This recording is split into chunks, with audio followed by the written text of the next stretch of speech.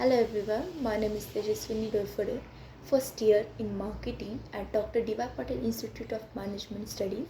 Today I am going to tell you about the design of service system. So let's start with the introduction of what is operation supply chain management. Operation and supply chain management encompasses the design, planning, execution, and control of all activities involved in the flow of goods, service, and information from raw material to the end consumer, aiming to the optimizing effectiveness and efficiency. So operation supply chain management is nothing but the information from the raw material to the end customer, aiming to the optimize efficiency and effectiveness. So let's move to the service design. So start with the meaning. Uh, service system design means that the design process is the transformation of an idea, needs, or wants by consumers to the marketplace at large into a product that satisfies the needs. Means make a service which satisfy the needs of the customers and provide the service with the values. So they have the criteria to the classify the service system is service marketing and global marketing considered how the significant implementation of the design of a service system. Five criteria used to classify the service systems, that is level of customer contact, capacity intensity, degree of customer involvement, customer satisfaction, and market environment. So let's further discuss about the characteristics of all well designed service system. So first characteristic is consist with the organization's mission. Your service is consistent with the organization, means the whatever your service provide is attached with your aim and organization's missions. Second point is user friendly. If customer can come into the service and immediately don't know how to use it, then what is the mean of your service? So your product or your service is to user friendly, that everyone should use and everyone should know about your service. Third is robust. In other words, it can handle the circumstances.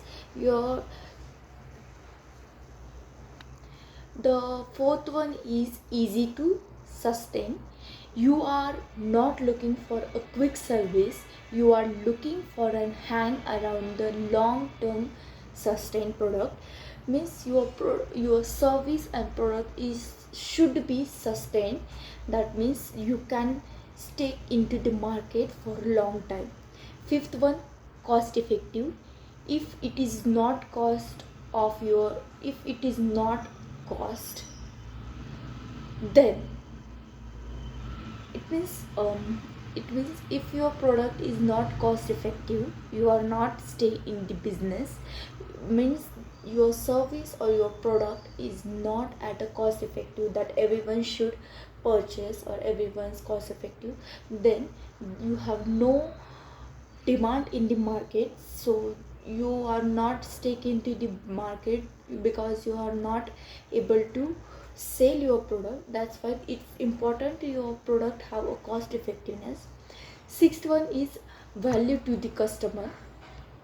Customer sees the value in your service, that really they depends on the price you charge your service. Means customer sees the value in your service than the than the price.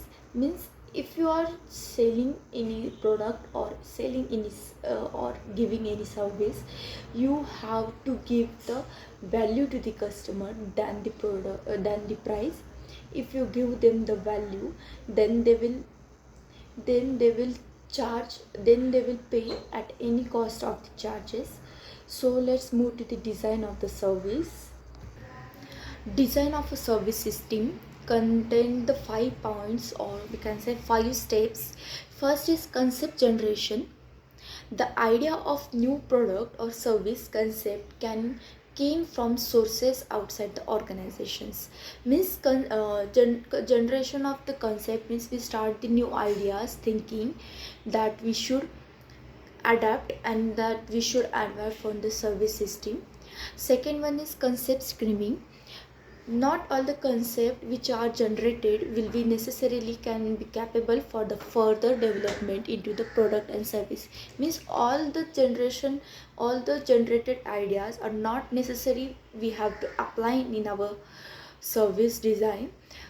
Some of that important and some of them not important for our organization, so the we have to choose the sum of them to the develop the design service system. Third was is primarily design. Having generated an acceptable, flexible, viable products or service concept, the next stage to this credit preliminary design. Means design the service or the concept that you have generated has the acceptable, flexible and viable product or service concept. Means it is acceptable and flexible, that is used for your design service which is easily accessible to the all. Fourth one is evaluation and improvement.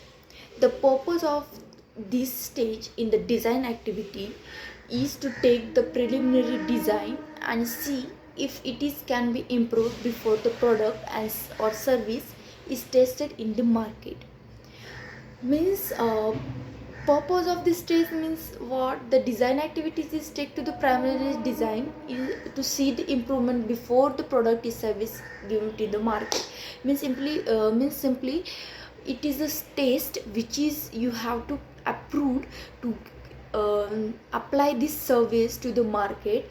Before going to the market means you have to see it is a flexible or acceptable or easy to use to the everyone means the customer, and they have the all rights of the all the customer that they come and your sale is going to increase.